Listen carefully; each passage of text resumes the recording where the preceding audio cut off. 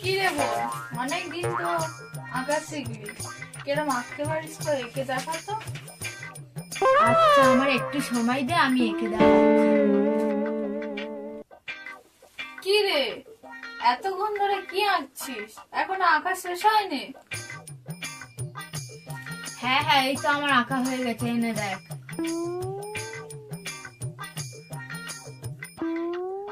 এটা কি এঁকেছিস?